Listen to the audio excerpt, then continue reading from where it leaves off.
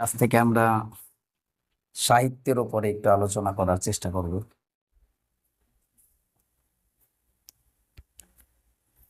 সাহিত্য ক্লাস নিলে অনেকগুলো ক্লাস লাগবে, ক্লাস করে লাগবে এটা বলা যাবে না। তবে আমরা শুদ্ধ বানান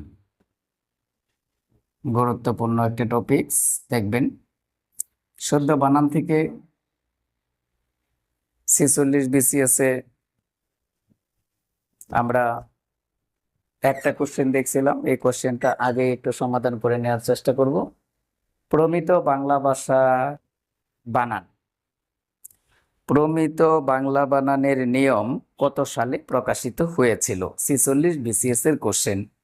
যাই হোক, এটা আমরা আনসার করতেছি পরে। আসলে শুদ্ধ বানান আমাদের আসলো কিভাবে, এর প্রেক্ষাপটটা কি, তার নমুনাটা যদি আপনাদেরকে একটু বলতে চাই। 1900 শতকের গোড়ার দিকে যখন বাংলা সাহিত্যে গদ্য রচনা শুরু হলো, গদ্য রচনা শুরু হওয়ার সময় অনেক নতুন নতুন সাহিত্যিকের আবির্ভাব ঘটলো, আধুনিক সাহিত্যিক, যারা বিভিন্নভাবে সাহিত্য রচনার চেষ্টা শুরু করে দিল এবং সাহিত্য রচিতও হলো। ঠিক তখন তারা এক একজন এক একভাবে বানান লিখেছিল। ঠিক তখন রবীন্দ্রনাথ ঠাকুর ব্যাপারটা অনুধাবন করতে পারলেন যে এইভাবে যদি চলতে থাকে তাহলে তো একটা সময় আমাদের বাংলা বানানে বেশ বিশৃঙ্খলা দেখা দিবে এবং কোন শব্দের অর্থ কেমন বা কোনটা হবে এ নিয়ে একটু ঝামেলায় পড়বে পরবর্তী প্রজন্ম। আর তাই রবীন্দ্রনাথ ঠাকুর কলকাতা বিশ্ববিদ্যালয়কে অনুরোধ করে বাংলা বানানের একটা নিয়ম থাকা জরুরি, যে নিয়মের উপর ভিত্তি করেই সবাই সাহিত্য রচনা করবে। তো রবীন্দ্রনাথের এই বক্তব্যকে তৎকালীন সময়ের আরেকজন কথা সাহিত্যিক শরৎচন্দ্র চট্টোপাধ্যায় এটাকে সমর্থন করলেন। তাহলে রবীন্দ্রনাথ এবং শরৎচন্দ্র চট্টোপাধ্যায়ের এই বক্তব্যকে আমলে এনে কলকাতা বিশ্ববিদ্যালয় রাজশেখর বসুকে সভাপতি করে কলিকাতা বিশ্ববিদ্যালয় বানান সংস্কার সমিতি নামে একটা সংগঠন তৈরি করে। আবারও বলছি, রাজশেখর বসুকে সভাপতি করে কলিকাতা বিশ্ববিদ্যালয় বানান সংস্কার সমিতি নামে একটা সংগঠন করে 1835 সালে, সরি 1835 সালে না, 1935 সালে, 1935 সালে একটা সংগঠন তৈরি করে। এই সংগঠনটা 1936 সালের 8ই অক্টোবর একটা খসড়া প্রস্তুত করে, বাংলা বানানের নিয়মের আলোকে একটা খসড়া প্রস্তুত করে। এই খসড়াটাকে কেন্দ্র করে দীর্ঘদিন পর্যন্ত বাংলা বানানের নিয়ম প্রচলিত ছিল বা সবাই এইভাবেই রচনা করত বা লিখত। 1988 সালে কলিকাতা বিশ্ববিদ্যালয়, বিশ্বভারতী বিশ্ববিদ্যালয়, তারপরে বাংলা একাডেমি, এই বেশ কয়েকটা প্রতিষ্ঠান একত্রিত হয়ে তারা একটা কর্মশালা করে, মানে আলোচনা করে। এই আলোচনার প্রেক্ষিতে 1992 সালে বাংলা একাডেমি প্রমিত বাংলা বানানের নিয়ম নামে একটা পুস্তক প্রকাশ করেন। তবে সেটা 1992 সালের এপ্রিল মাসে। 1992 সালের এপ্রিল মাসে বানানের একটা বই তাহলে বাংলা একাডেমি প্রকাশ করলো, যেটার নাম প্রমিত বাংলা বানানের নিয়ম। এই বইটার দ্বিতীয় সংস্করণ প্রকাশিত হলো 1994 সালের জানুয়ারি মাসে। 1994 সালের জানুয়ারি মাসে যে দ্বিতীয় সংস্করণটা প্রকাশিত হলো, এরপরে আর কোনো সংস্করণ প্রকাশিত হয়নি। সেই সংস্করণের আলোকে আমরা আজকে বেশ কয়েকটা বানান দেখার চেষ্টা করব। যদি আমরা দেখি তাহলে কোশ্চেনটা ছিল কিন্তু 46 BCS এর যে প্রমিত বাংলা বানানের নিয়ম সর্বপ্রথম বাংলা একাডেমি কত সালে প্রকাশ করে, তাহলে উত্তরটা ছিল 1992 সালের এপ্রিল মাস। তবে এপ্রিল মাসটা ছিল না, অপশনেই ছিল না, 92 সাল ছিল উত্তর, 92 সাল। যাই হোক, তো আমরা যদি বেশ কয়েকটা নিয়ম দেখাই, এই নিয়মের আলোকে 1 নাম্বার নিয়ম, ধরেন কিছু শব্দ আছে যেগুলাকে আমরা সাফিক্স প্রিফিক্স ইংরেজিতে বলে থাকি, বাংলায় এদেরকে বিভক্তি অথবা উপসর্গ অথবা প্রত্যয় এরকম কিছু শব্দ নামে আখ্যায়িত করা হয়েছে।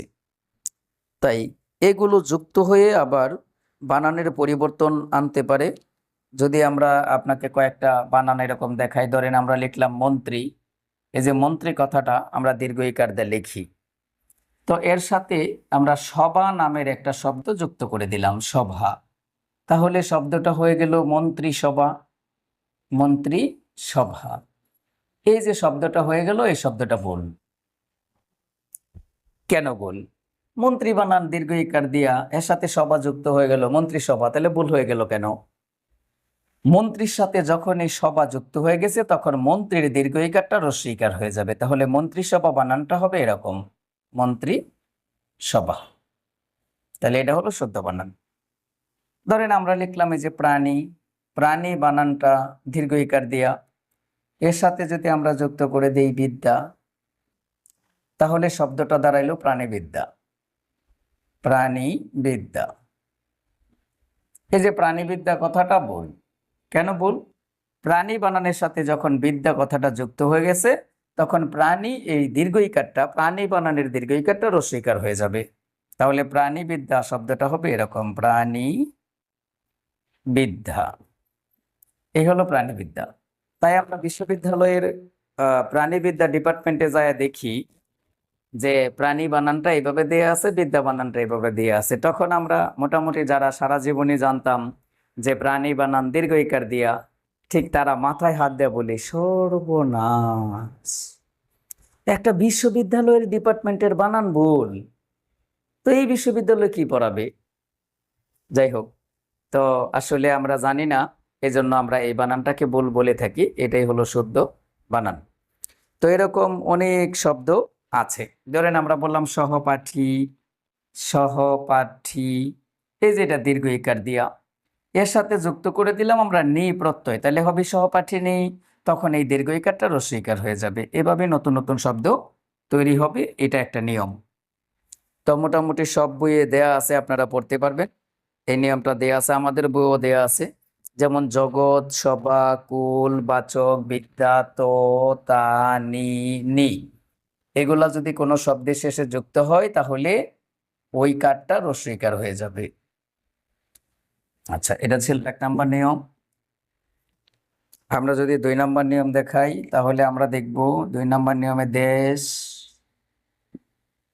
জাতি এবং হচ্ছে ভাষা, এই 3টা নামে কখনোই দীর্ঘ ইকার হবে না, সব কয়টার মধ্যে হবে রস্যই ইকার। দেশ, জাতি এবং ভাষা, এই 3 নামে কখনোই দীর্ঘ ইকার হবে না, হবে রস্যই ইকার। যেমন দেশের নাম আমরা বললাম আমেরিকা, আমেরিকা দীর্ঘ ইকার হবে না। আমরা বললাম পাকিস্তান, দীর্ঘ ইকার হবে না। এগুলো সব দেশের নাম আসলে সব হবে রস্যই ইকার। যেমন আমরা বললাম জার্মানি, জার্মানি, এটাও রস্যই ইকার, সব রস্যই ইকার হবে, দীর্ঘ ইকার হওয়ার সম্ভাবনা নাই।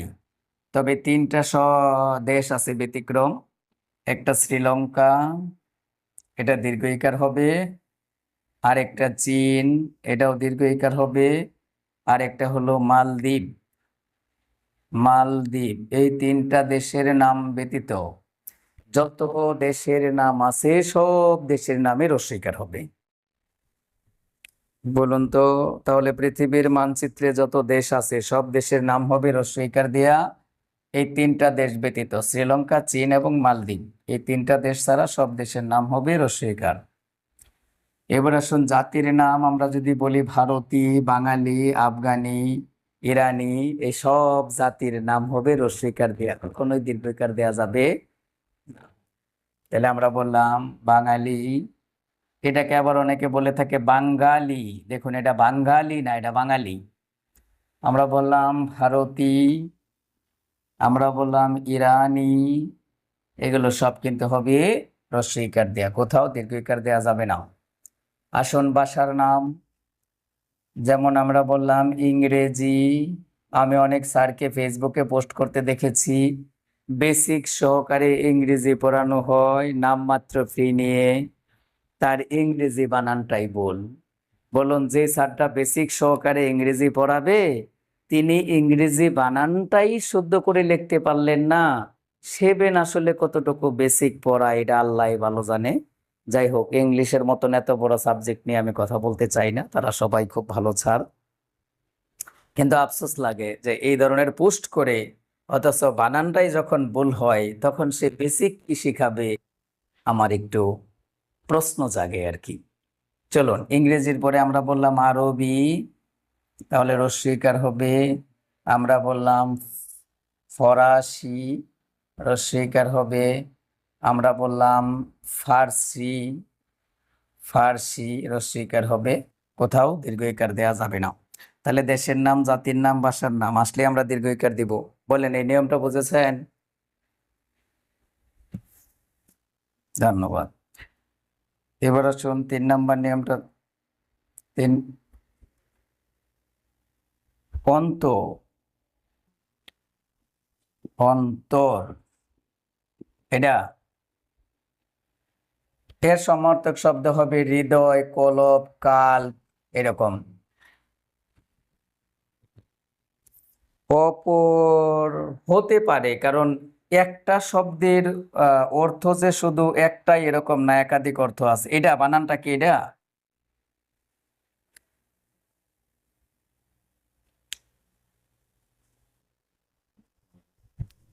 উত্তর কোনটা হয়েছে দেখি আমরা একটু।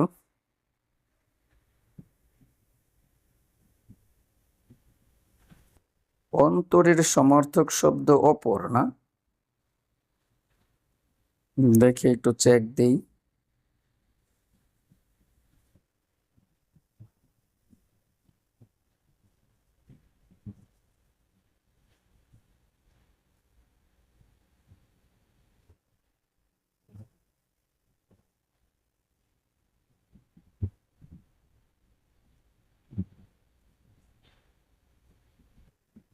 হ্যাঁ, হতে পারে।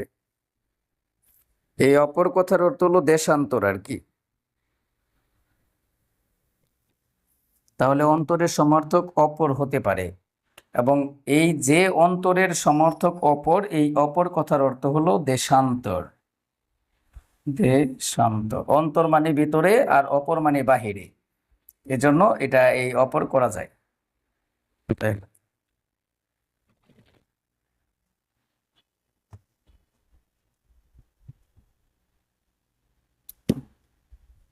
এরপরে যদি আমরা 3 নম্বর নিয়মটা দেখি, তাহলে আমরা 3 নম্বরে দেখব কিছু শব্দ আছে যেটা হলো ইতর প্রাণীবাচক ও তৎসম শব্দ, এবং প্রাণীবাচক ও তৎসম শব্দ, অপ্রাণীবাচক এবং ইতর প্রাণীবাচক। ও তৎসম শব্দ বলতে আমরা বোঝাইছি যেগুলো তৎসম শব্দ না। তাহলে একটা হলো ইতর প্রাণী আর একটা অপ্রাণী, এই দুইটা শব্দে কখনোই দীর্ঘইকার হবে না। তাহলে দেখুন, ও প্রাণী, ও প্রাণীবাচক, অপ্রাণীবাচক শব্দগুলো কেমন? যেমন আমরা বললাম চাবি, আমরা বললাম ঘড়ি, আমরা বললাম নুড়ি, এই যে এরকম কিছু শব্দ আছে, এগুলোকে বলছি আমরা অপ্রাণীবাচক। আবার আছে ইতর প্রাণীবাচক। ইতর, যেই প্রাণীগুলো ইত্রামি করে তাকে বলা হয় ইতর প্রাণীবাচক। এরকম ইতর প্রাণীবাচক শব্দে কখনোই দীর্ঘই বা দীর্ঘইকার হবে না। যেমন এই যে আমরা বললাম ইঁদুর, এটা রস্বই দেয়া হবে। আমরা বললাম মুরগি, মুরগি রস্বইকার হবে। আমরা বললাম বিড়াল, বিড়াল রস্বইকার হবে। তাহলে এগুলো কখনোই দীর্ঘইকার দেওয়া যাবে না, এগুলো হলো ইতর প্রাণীবাচক। যেমন আমরা বললাম এই যে হাতি, হাতি বানানটা কিন্তু রস্বইকার এবং দীর্ঘইকার দুইটা দিয়েই শুদ্ধ দেখানো হয়েছে, তবে এই দৃষ্টিকোণ থেকে এটা অবশ্যই রস্বইকারেরটাই শুদ্ধ। যদি পরীক্ষার মধ্যে যদি ঈগল, ঈগল অবশ্যই দীর্ঘইকার দেয়া আগে ছিল, এখনো ঈগল দীর্ঘইকার দেয় আছে, কেননা কারণ ঈগল ইতর প্রাণী না, ঈগল ইত্রামি করে না, সেজন্য একে দীর্ঘ ইকার দিয়ে দীর্ঘই রাখা হয়েছে। তাহলে ঈগল বানানটা দীর্ঘ ই দিয়েই হবে, ঈগল। আমরা বলে দিছিলাম কন্ডিশন আছে, কন্ডিশন হলো ইতর প্রাণী, ইত্রামি করতে হবে। যে প্রাণী ইত্রামি করে তাকে বলা হয় ইতর প্রাণী। তাহলে এই ইতর প্রাণী হলেই কেবল রস্যই হবে, বাকি সব জায়গাত রস্যই হবার সম্ভাবনাই নাই। এটা ছিল একটা নিয়ম। আরেকটা নিয়ম যদি আমরা দেখাই, শব্দের শেষে যদি অঞ্জলি, অঞ্জলি, আবলি, তারপরে হচ্ছে গিরি, এগুলো যদি থাকে তাহলে রস্যইকারী হবে, দীর্ঘইকার হওয়ার সম্ভাবনা নাই। যেমন আমরা বললাম গীতাঞ্জলি, পুষ্পাঞ্জলি, শ্রদ্ধাঞ্জলি, অঞ্জলি, এই সব কয়টা বানানে রস্যইকার হবে। আমরা বললাম আবলি, এই আবলিটা একটু ঝামেলা, কারণ আমরা লেখলাম ধরেন দৃশ্যাবলি, দৃশ্যাবলি, আমরা যেন এটা রস্যইকারটা লিখতেই চাই না, আমরা রস্যইকারটা লিখতে পারি না। এটা কেন জানি দীর্ঘইকারী শব্দ মনে হয় বারবার। দীর্ঘইকার দেওয়া যাবে না, অবশ্যই রস্যইকার দিতে হবে। যে আবলি, আবলি আছে, দৃশ্যাবলি, রস্যইকার।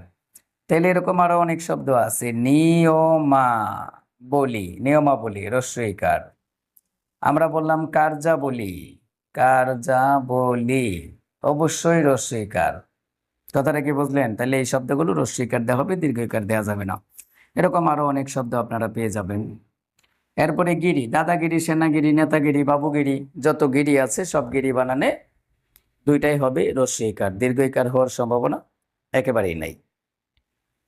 আচ্ছা, এরপরে যদি আমরা এবার কিছু প্রত্যয়যুক্ত শব্দ আপনাদেরকে দেখাতে চাই, প্রত্যয়যুক্ত শব্দ, যেমন শব্দের শেষে যদি ইত প্রত্যয় যুক্ত থাকে, ইত প্রত্যয়, তাহলে সব শব্দেই রস্যইকার হবে, তয়ের আগের কারটা রস্যইকার হবে। যেমন আমরা বললাম নিপীড়িত, নিপীড়িত, আমরা বললাম কলুষিত, আমরা বললাম ক্ষুদিত, ক্ষুদিত। তো এর আগে যদি কোনো রস্যইকার বা দীর্ঘইকারের ঝামেলা থাকে, সেক্ষেত্রে আমরা অবশ্যই রস্যইকার দিয়ে দিব। তবে কিছু শব্দ ব্যতিক্রম আছে, এর মধ্যে দুইটা শব্দ আমরা প্রায়ই ব্যবহার করে থাকি। একটা হলো ব্যতীত, এই যে দেখেন শেষে তো আছে, এরপরে এটা দীর্ঘইকার হয়েছে। আরেকটা হলো অতীত, এই যে অতীত, আমরা যেটাকে অতীত কাল পড়ে এসেছি। এই দুইটা শব্দ ব্যতিক্রম, আরো দুই একটা শব্দ এরকম থাকলে থাকতেও পারে। এছাড়া কোনো শব্দের শেষে যদি ত থাকে, তাহলে তার আগে যদি রস্যই এবং দীর্ঘইকারের ঝামেলা হয়, সেক্ষেত্রে আমরা অবশ্যই রস্যইকার দিয়ে দিব। তাহলে এই হলো একটা নিয়ম গেল। এবার আমরা আরো একটা নিয়ম দেখাতে পারি, সেটা হলো ইয় প্রত্যয়যুক্ত শব্দে অবশ্যই দীর্ঘইকার হবে। ইয়, এই যে ইয় শব্দের ক্ষেত্রে ইয় প্রত্যয় যদি কোনো শব্দে যুক্ত হয়, সেটা অবশ্যই দীর্ঘইকার হবে। অর্থাৎ অন্তস্থ ও এর আগের কারটা দীর্ঘইকার হবে, কোনোদিনই রস্যইকার হওয়ার সম্ভাবনা নাই। যেমন আমরা বললাম ভারত, এই যে ভারত একটা দেশ, এর সাথে ইয় প্রত্যয় যুক্ত হয়ে গেল ভারতীয়, তখন এটা জাতিকে বোঝাচ্ছে, শেষে ইয় প্রত্যয় যুক্ত হওয়ার কারণে দীর্ঘই হয়েছে। তাহলে এরকমই আমরা ওই যে ইউরোপীয় একটা ভাষা বংশের কথা পড়েছিলাম, ইউরোপীয়, এই যে শেষে ইয় প্রত্যয় যুক্ত হয়েছে ইউরোপের সাথে, এজন্য এটা দীর্ঘই অন্তস্থ হয়েছে। ঠিক এরকমই নমনীয়, মাননীয়, স্মরণীয়, করণীয়, বরণীয়, বর্জনীয়, দূষণীয়, পানীয়, তারপরে হচ্ছে পালনীয়, এরকম অনেক শব্দ আপনারা পেয়ে যাবেন, যে শব্দগুলোর শেষে অন্তস্থ ও আছে, অবশ্যই তার আগের কারটা আমরা দীর্ঘ ইকার দিয়ে দিব। এ ছিল আরেকটা নিয়ম।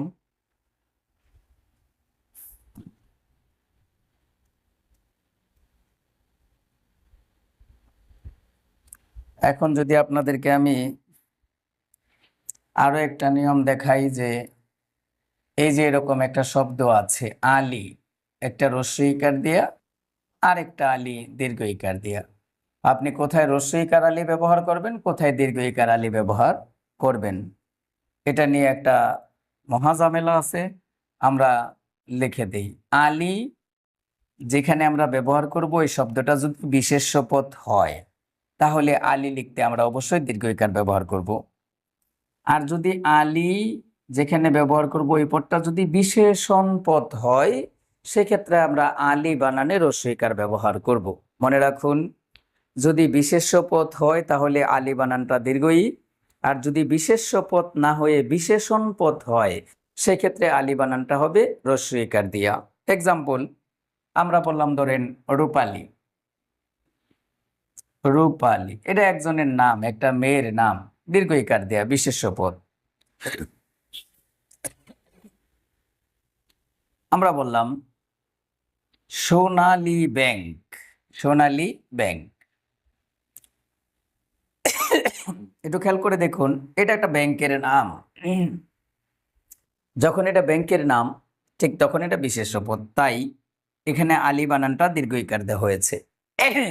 আবার আমরা যদি বললাম, ধরেন যেমন আমার বাবার নাম আজগর আলী, এই যে আজগর আলী, আলহাজ আছে, আলহাজ আজগর আলী। তাহলে এই যে দেখেন আমি লিখলাম আজগর আলী, এটা কিন্তু একটা নাম। যখন এটা নাম তখন এটা বিশেষ্য পদ, আর যখনই এটা বিশেষ্য পদ ঠিক তখনই আমরা আলী বানান দীর্ঘ ইকার দিয়ে লিখব। আর যখন আলীটা হয়ে যাবে বিশেষণ পদ সেক্ষেত্রে আলী বানানটা হ্রস্ব ইকার হবে। এক্সাম্পল দেখুন, আমরা বললাম সোনালী, সোনালী ধান, সোনালী ধান।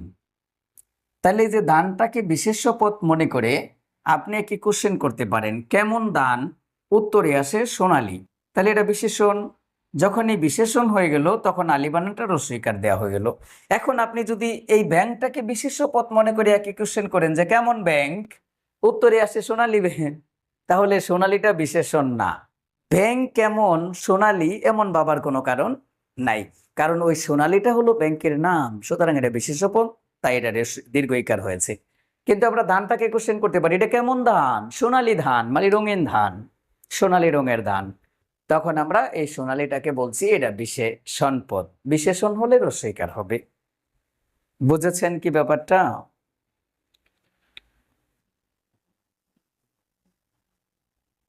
আমরা বললাম রূপালী ইলিশ। কথা বলেন প্লিজ, রূপালী ইলিশ, ইলিশ বিশেষ্য পদ। এখন আপনি ইলিশটাকে কোশ্চেন করতে পারেন, ইলিশটা কেমন? উত্তরে আসে রূপালী, এটা বিন মানে বিশেষণ, তাহলে এই বিশেষণ এটা অবশ্যই হ্রস্ব ইকার দেওয়া হবে। রূপালী আলী বানানটা দীর্ঘ ইকার দেওয়া হবে, হ্যাঁ হ্রস্ব ইকার দেওয়া হবে। এই যে রূপালী আলী বানানটা হ্রস্ব ইকার, বিশেষণ হলে হ্রস্ব ইকার, ধানটা কেমন সোনালী বিশেষণ হ্রস্ব ইকার, আর যখন বিশেষ্য হবে তখন দীর্ঘ ইকার। বলুন এই ব্যাপারটা কি বুঝেছেন? ধন্যবাদ। তাহলে আলী আর আলীর ঝামেলাটা মেটাই দিলাম। এখন যদি আমরা এরকম আরো 2-3টা শব্দ দেখি, ধরেন আমরা দেখলাম ভারী, ভারী এবং ভারী সমস্যা, ভারী আর একটা হলো ভারী। আচ্ছা, এই ভারী কথার অর্থ হচ্ছে খুব,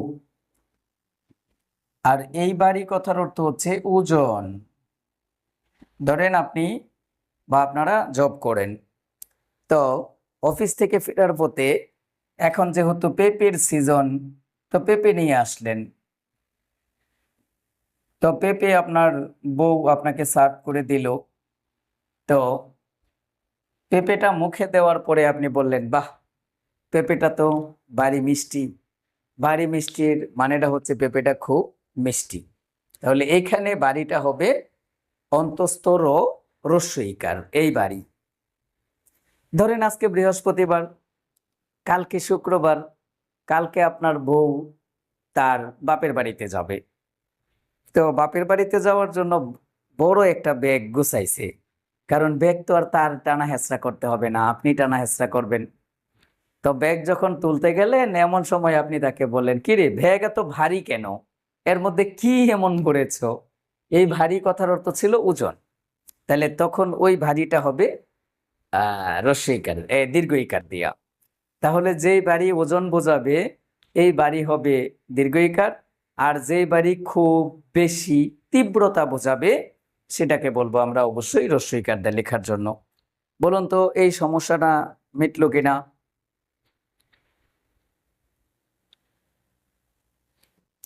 আরো কেউ আছেন? খালি একজনে জি ভাই কয়, বাকিগুলা কই?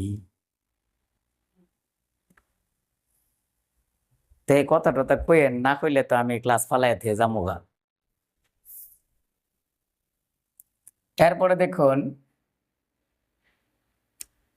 আরেকটা শব্দ আছে তৈরি, হ্রস্ব ইকার দিয়া, আরেকটা তৈরি আছে দীর্ঘ ইকার দিয়া। কোথায় হ্রস্ব ইকার তৈরি ব্যবহার করবেন, কোথায় দীর্ঘ ইকার তৈরি ব্যবহার করবেন?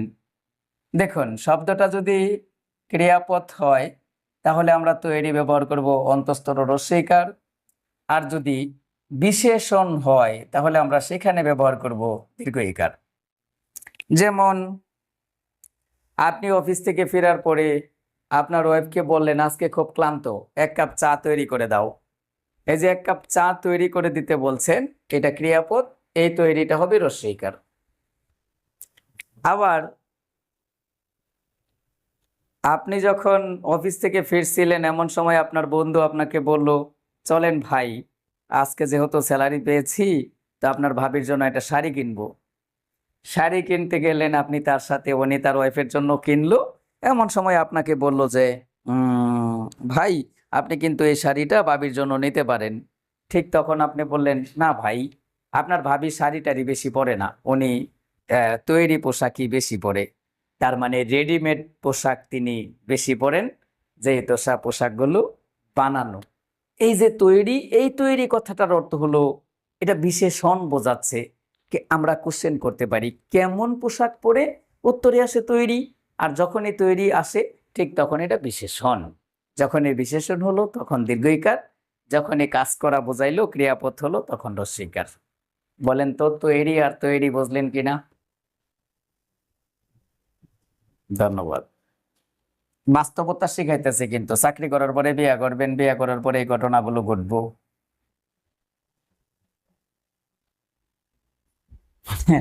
না, আমার সাথে ঘটে না। আপনাদের ম্যাডাম অসম্ভব ভালো মানুষ, এগুলা নিয়ে কোনো দায় ঝামেলা কখনোই হয়নি। যাই হোক, পরে দেখি আমরা। এবার যদি আমরা দেখি দ হ্রস্ব উকার দূর সমস্যা, আর একটা হলো দ দীর্ঘ উকার অন্তঃস্থ দূর। তাহলে কোথায় হ্রস্ব উকার দূর বসাবো, কোথায় দীর্ঘ উকার দূর বসাবো? যদি কেবল কোনো জায়গা থেকে কোনো জায়গার ডিস্টেন্স বা দূরত্ব বোঝায়, দূরত্ব বোঝাইলেই কেবল আপনি দীর্ঘ উকার ব্যবহার করতে পারবেন। আর দূরত্ব যদি না বোঝায় সেক্ষেত্রে আপনি সব জায়গায় হ্রস্ব উকার ব্যবহার করবেন। ধরেন আপনি এক জায়গায় বইয়া বইয়া খুব চাপা মারতাছেন, তো এমন সময় আপনার এক বন্ধু বলল দৌড় মিয়া আপনি কি সব আবল তাবল কথা কোয়া শুরু করে দিচ্ছেন। তো এই যে বলা হলো দূর মিয়া, এই দূর কথাটা কিন্তু আপনি অবশ্যই হ্রস্ব উকার দিয়ে লিখবেন। এখন আমি বললাম ঢাকা থেকে কক্সবাজারের দূরত্ব 400 কিলোমিটার, 600 কিলোমিটার। সেক্ষেত্রে কিন্তু আমি ঢাকা থেকে কক্সবাজারের দূরত্ব বুঝিয়েছি। যখন এই দূরত্ব বুঝিয়েছি তখনই দ হবে দীর্ঘ উকার দিয়া। বলেন তো এই সমস্যাটা মিটলো কিনা? ধন্যবাদ। এখন আমরা দেখব একটু ভিন্ন টাইপের আরেকটা পড়া, সেটা হচ্ছে দন্ত স ক যুক্ত শব্দটা আপনারা কোথায় বসাবেন, যুক্ত বর্ণটা, আর মূর্ধন্য স ক যুক্ত বর্ণটা আমরা কোথায় বসাবো। এটা একটা বিশাল ঝামেলা, এরকম কোশ্চেন প্রায় হয়ে থাকে। যেমন পুরস্কার বিতরণের অনুষ্ঠান এত অপরিষ্কার কেন? পুরস্কার বিতরণী অনুষ্ঠান এত অপরিষ্কার কেন? কোথায় আমরা দন্ত স ক যুক্ত বর্ণটা ব্যবহার করতে পারি, কোথায় আমরা মূর্ধন্য স ক যুক্ত বর্ণটা ব্যবহার করতে পারি, তার একটা নমুনা আছে। যুক্ত বর্ণটা যেখানে বসবে তার আগে যদি ও অবলিক আ থাকে তাহলে আমরা অবশ্যই দন্ত স ক যুক্ত বর্ণটা ব্যবহার করব। আর এই দুইটা বর্ণ না থেকে যদি অন্য 9টা স্বরবর্ণ থাকে সেই ক্ষেত্রে আমরা মূর্ধন্য স ক যুক্ত বর্ণটা ব্যবহার করব। একটু এক্সাম্পল দিলেই ক্লিয়ার হয়ে যাবে। ধরেন আমরা বললাম নমস্কার, নমস্কার। দেখেন এই যেখানে যুক্ত বর্ণটা হয়েছে মূর্ধন্য ষ ক, তাহলে এর আগের যে বর্ণটা আছে এটা হলো ম, এই ময়ের সাথে যেটা আছে সেটা অ। এই যে ও এবং আ এই দুইটার একটা থাকার কারণে এখানে হয়েছে দন্ত স ক। যদি এবার আমরা বলি দেখেন পরিষ্কার, এক্ষেত্রে কিন্তু মূর্ধন্য ষ ক হয়েছে। কেন মূর্ধন্য ষ ক হলো? মূর্ধন্য ষ ক এর সাথে আগে যে বর্ণটা আছে অন্তঃস্তর, এই অন্তঃস্তরের সাথে কিন্তু আছে হ্রস্ব ইকার। কার মানে এইটা এই 9টা বর্ণের মধ্যে আছে, এই 9টা বর্ণের মধ্যে একটা বর্ণ যদি থাকে তাহলে তারপরে আমরা অবশ্যই মূর্ধন্য ষ ক বসাবো। আর ও এবং আ থাকলে এইগুলোর পরে আমরা দন্ত ষ ক যুক্ত বর্ণটা বসাবো। বলেন তো এই ব্যাপারটা বুঝলেন নাকি আরো দুই একটা এক্সাম্পল দিমু? যেমন আমরা বললাম তিরস্কার, এই যে রয়ের সাথে ও আছে তাহলে এটা দন্ত স হবে তিরস্কার। আমরা যদি বলি দেখেন এবার আবিষ্কার, এই যে বয়ের সাথে রস্যইকার আছে তাই মূর্ধন্য ষ হবে আবিষ্কার। আমরা বললাম আর কি বলবো, যাই হোক এই মুহূর্তে আর মনে নেই। দেখেন এই যে 4টা শব্দ আমরা দিয়ে দিলাম, তাহলে দন্ত স ক এবং মূর্ধন্য ষ ক কোথায় ব্যবহার করবেন তার নমুনাটা আমরা এখানে দেখানোর চেষ্টা করলাম। এরপরে আসলে শুদ্ধ বানান এমন কোনো আলোচনা না যে আমি 2-4টা নিয়ম আপনাদেরকে বলে দিলাম আর আপনারা পড়ে ফেললেন তাতে শুদ্ধ বানান হয়ে গেল। শুদ্ধ বানান হলো সারা জীবনের একটা পড়াশোনার ফসল, টোটাল বাংলা ব্যাকরণের একটা জিস্ট। ধরেন এই যে একটা শব্দ লিখলাম আমরা পূর্বাহ্ন,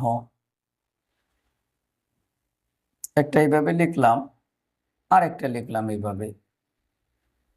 আচ্ছা বলেন তো কোন শব্দটা শুদ্ধ হয়েছে, আগেরটা না পরেরটা? পরেরটা। আর কেউ পারেন কোনটা শুদ্ধ হয়েছে, আগেরটা না পরেরটা?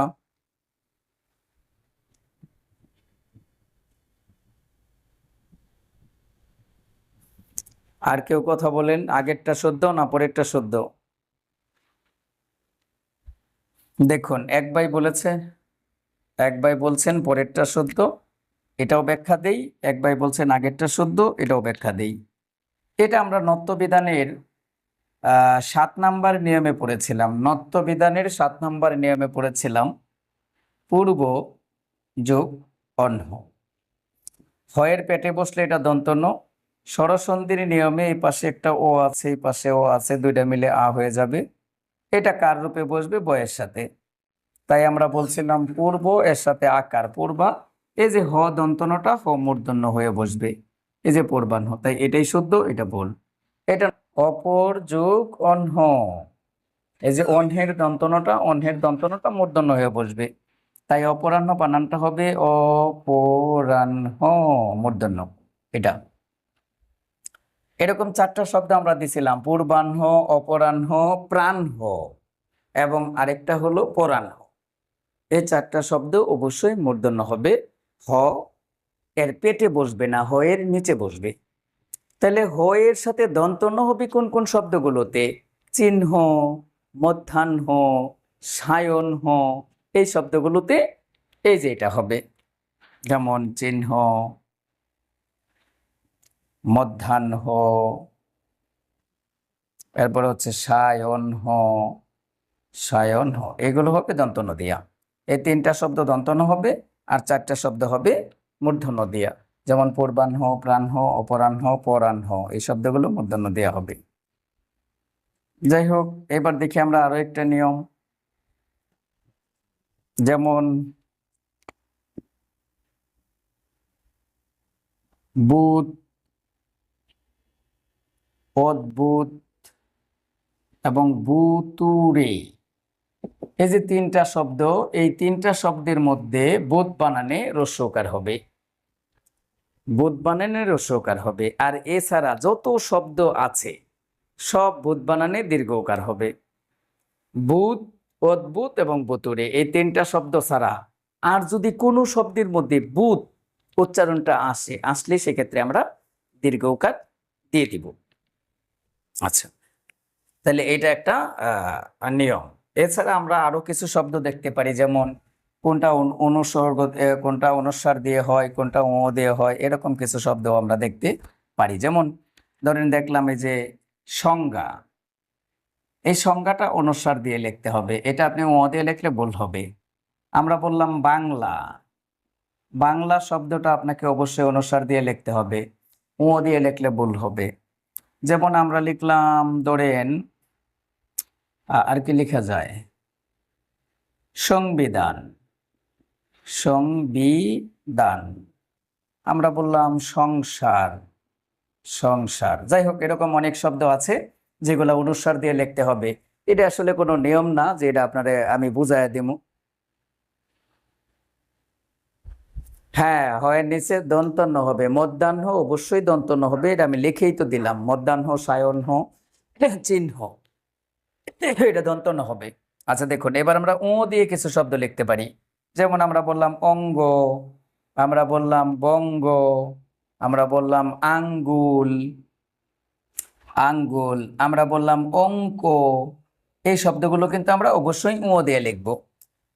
তো এরকম ও এবং অনুস্বারের কিছু শব্দ আছে যেগুলো আপনারা প্রত্যেক বইয়েই পাবেন, চাইলে একটু পড়ে নিতে পারেন। আচ্ছা, এরপরে আমরা আরো কিছু শব্দ আপনাদেরকে দেখাতে পারি। যেমন এই যে পরীক্ষার মধ্যে একটা শব্দ খুব বেশি আসে, ন্যূনতম, ন্যূনতম। এটা প্রথম দন্তনুর সাথেই জফলা, এটা একটু মাথায় রাখবেন। আবার নুন কথাটাও যদি লেখেন তাহলে সেক্ষেত্রে আপনাকে এইভাবেই লিখতে হবে, নুন এবং ন্যূনতম। এটা গুরুত্বপূর্ণ, ম্যাক্সিমাম পরীক্ষার মধ্যে আমরা দেখতে পাই এই কোশ্চেনটা আসে। তাহলে অবশ্যই দন্তনুর সাথে দীর্ঘ উকার এবং এই প্রথম দন্তনুর সাথেই জফলা হবে, এটা একটু মাথায় রাখতে হবে, কারণ এটা পরীক্ষার মধ্যে প্রায়ই দেখা যায় আসে। এরপরে আমরা একটা নিয়ম দেখব যে কতগুলো শব্দের শেষে বিসর্গ বসে আর কতগুলো শব্দের শেষে বিসর্গ বসে না। একটা সহজ নিয়ম মনে রাখুন, শব্দের শেষে কখনোই বিসর্গ হবে না, এখন আর হবে না, আগে হতো। তবে চারটা শব্দ আছে যে চারটা শব্দের শেষে বিসর্গ হতে পারে। এই চারটা আমরা একসাথে মনে রাখতে পারি, বা, আ, সি, উ, বা, সি, উ। এই চারটা শব্দ এর সাথে বিসর্গ হবে বাহ, আহ, সি, সি বান্ধবী, উ। এই যে চারটা শব্দ আছে, চারটা শব্দই হলো আবেগসূচক শব্দ। এই আবেগসূচক চারটা শব্দের পরে আপনি বিসর্গ বসাতে পারবেন, এছাড়া আর কখনোই শব্দের শেষে বিসর্গ হবে না। তবে অনেক শব্দই আছে নিয়ম ছাড়াই শব্দের মাঝখানে বিসর্গ বসবে, যেমন অতঃপর, শিরোপীড়া, মনোকষ্ট, দুঃখ, নিঃশেষ, নিঃসন্দেহ। এরকম কিছু শব্দ আছে যেগুলোর মধ্যে শব্দের মাঝখানে বিসর্গ বসবে নিয়ম ছাড়াই। এটা সব বইয়ের মধ্যেই আছে, আপনারা দেখে নিতে পারবেন। তাহলে পদান্তে বা শব্দের শেষে বিসর্গ হবে এই চারটা শব্দে, এছাড়া আর বিসর্গ হওয়ার সম্ভাবনা নাই। এখন আসলে নিয়মের মধ্যে আরেকটা নিয়ম আছে, সেটা হলো রেফের পরে কখনো ব্যঞ্জন বর্ণ দ্বিত্ব হবে না, মানে ডাবল হবে না। যেমন আমরা বললাম, এই যে দেখেন, আপনারা যদি আগে জর্দার প্যাকেটগুলা দেখতেন তাহলে এই যেভাবে লেখা ছিল জর্দা, রেফও আছে, আবার ডাবল ব্যঞ্জন বর্ণ দ আছে। এই বানানটা আগে শুদ্ধ ছিল, তবে এখন আর শুদ্ধ না। কেন? রেফের পরে ব্যঞ্জন বর্ণ দেওয়া যাবে না, একে অবশ্যই জর্দা লিখতে হবে, এই যে এইভাবে। কথাটা কি বুঝলেন? তো এরকম কিছু শব্দ আছে, সব বইয়ের মধ্যে আছে, আপনারা পড়ে নিতে পারবেন। আচ্ছা, এরপরে আমরা দেখব, এই শব্দটার পরে আমরা দেখব কোথায় বয়জফলা বসাবেন আর কোথায় বয়জফলা আকার দিবেন। একটা গুরুত্বপূর্ণ নিয়ম, কোথায় বয়জফলা দিয়া শব্দ লিখবেন, আবার কোথায় বয়জফলা আকার হবে, এটা একটা গুরুত্বপূর্ণ নিয়ম। আমরা এই নিয়মটা যদি একটু দেখাতে চাই, আমরা বললাম বি যোগ অর্থ। তো মনে রাখুন, বি উপসর্গের পরে স্বরধ্বনি অ দিয়া শুরু হওয়া শব্দে জাস্ট খালি বয়জফলা হবে, তাহলে এটা হবে ব্যর্থ। আবার এটা কিন্তু আপনারা স্বরসন্ধির 10 নাম্বার নিয়মে পড়ে আসছিলেন। যেমন আমরা বলছিলাম রস্বই দীর্ঘই প্লাস অন্য স্বরবর্ণ, অন্য স্বরবর্ণ থাকলে দুইটা মিলে অন্তস্থ জ হবে, এই জটা ফলারূপে প্লাসের পূর্বে বর্ণের সাথে যুক্ত হবে। এরকম একটা নিয়ম কিন্তু আমি স্বরসন্ধি পড়ানোর সময় নিয়ম 10-এ পড়িয়েছি। তাহলে আমরা এটা বললাম যে বি উপসর্গের পরে স্বরধ্বনি ও দিয়া শুরু হওয়া শব্দে অবশ্যই শুধু বয়জফলা হবে, আর যদি আ দিয়া শুরু হয় তাহলে সেটা হয়ে যাবে বয়জফলা আকার। যেমন আমরা বললাম বি যোগ আখ্যা, তাহলে যে শব্দটা হবে এটা হলো ব্যাখ্যা। ব্যাখ্যা, এই যে দেখেন বি উপসর্গের পরে আ দিয়া শুরু হওয়া শব্দ বয়জফলা আকার হয়েছে। ব্যাপারটা কি বুঝেছেন? আচ্ছা, এটা একটা ব্রাইটাল নিয়ম, এটা কিন্তু একটু মাথায় রাখার চেষ্টা করবেন।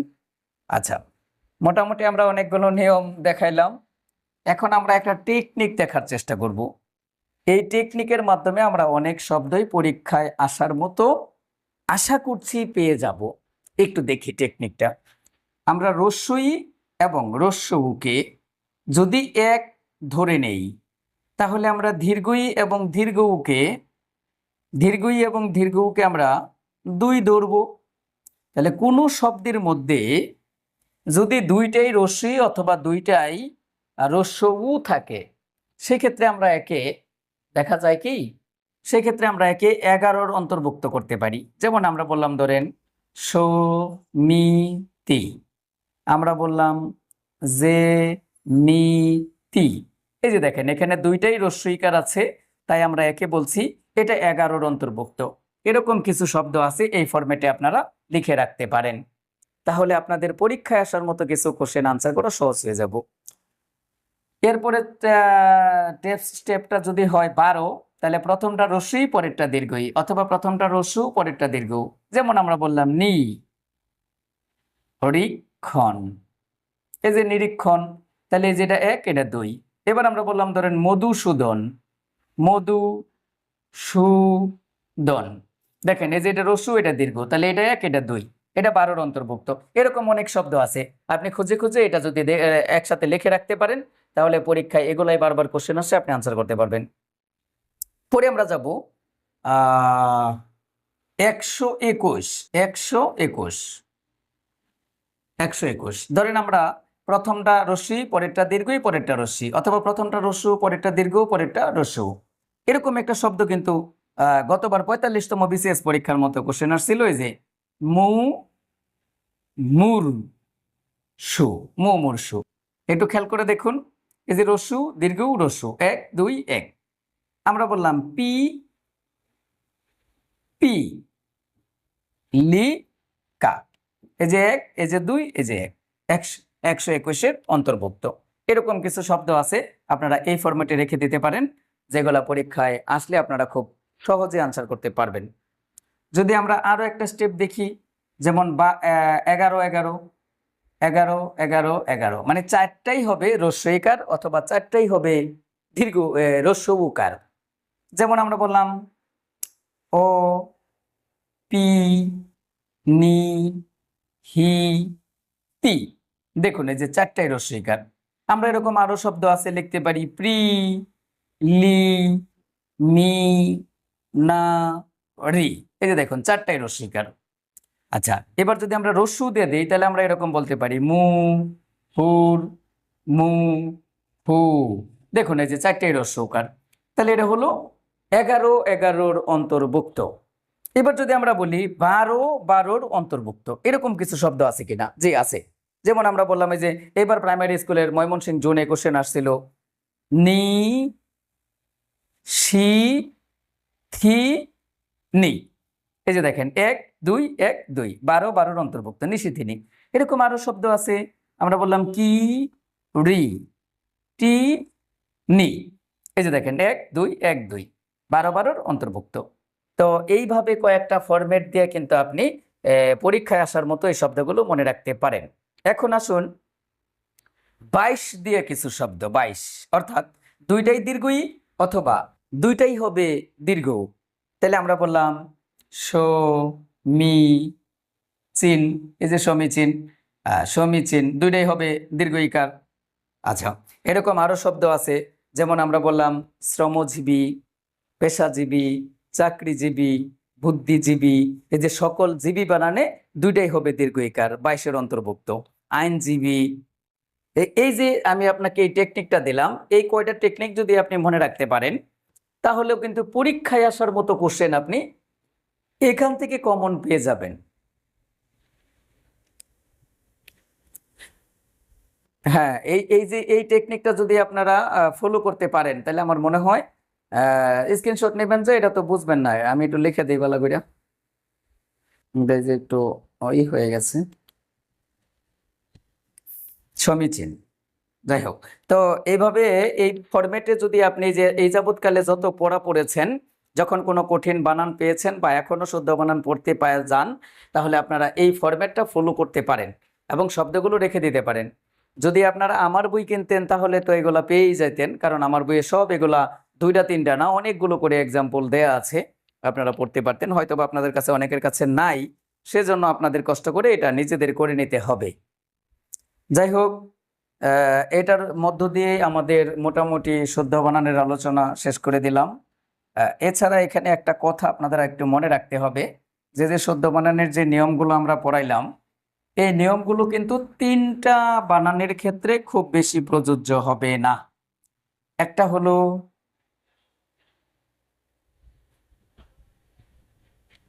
হয়ের মাঝখানে ওটা দন্ত ন, হয়ের নিচে আসলে সেটা মূর্ধন্য।